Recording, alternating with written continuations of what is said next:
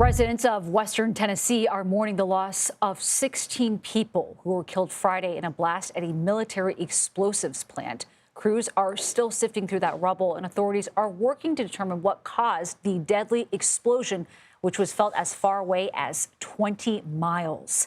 For more on this, let's bring in CBS News correspondent Nicole Valdes. And Nicole, what more can you tell us that we're learning about these victims as well as the employees who were at the plant when this explosion happened? Yeah, good evening. Today, another emotional day as the sheriffs for both Humphreys and Hickman counties, that is where that plant is located in rural southwest Tennessee, announced the names of all 16 people initially believed to be dead in that blast inside the building at the time of the explosion. It was hard to watch. You heard the sheriff get emotional, really struggling to get those names out, at one point even saying that one of those victims was in fact one of his neighbors. So this is a small community. A lot of people know a lot of people, and this is still a tragedy that so many feel. That grief is still very fresh for so many.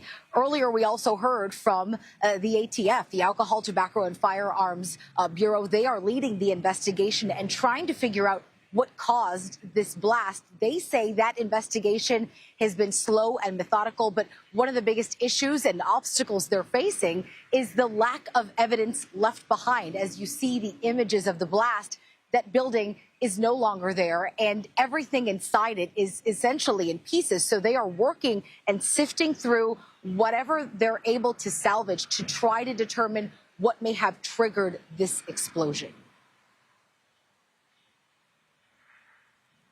It's up in the air. It's a good company.